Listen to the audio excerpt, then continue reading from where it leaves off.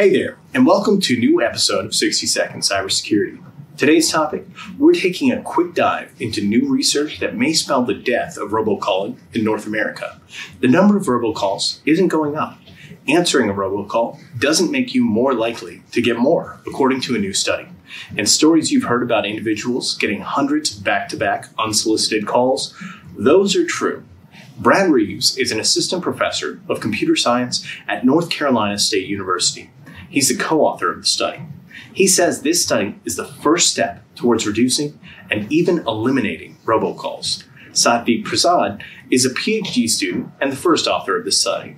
He says the COVID-19 pandemic has made it far more difficult for contract chasers to do their job because robocalls have made people unlikely to answer phone calls from unknown numbers.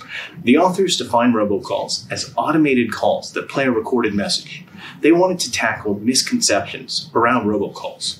To do this, our researchers worked with telecom company Bandwidth Incorporated. They set up 66,606 phone lines, used only to listen for robocalls. Their goal? To collect data on how robocall and robocall campaigns worked. The researchers monitored the lines for 11 months, from early 2019 to early 2020. So what was the scale of this undertaking? Their phone lines received 1,481,201 robocalls over the 11-month study period.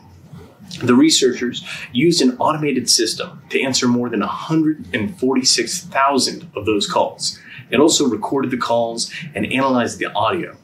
Everyone has heard stories about those who get so many robocalls they can't even use their phone for a day or two. And the researchers found that this is a rare but real phenomenon.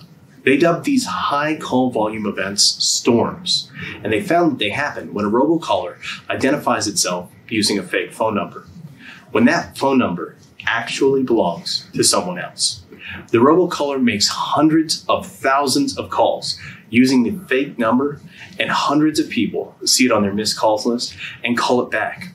The high call volume makes it impossible for the victim with that number to use their phone. Luckily, robocallers switch numbers often. The inconvenience usually only lasts 24 to 48 hours for the victim. An interesting side note is 81% of the unsolicited calls had little to no audio. They may actually be part of scanners that are set up and designed to sell databases of active phone numbers. But what was exciting was they were able to identify calls that were identical to one another. This allowed them to group calls into clusters that were all part of one campaign. This is huge because tracing a callback through telecom companies is time intensive. They start with answering over 146,000 calls. For a team of two, it would be impossible to trace them all back. But they eliminated all the silent calls, which narrows it down.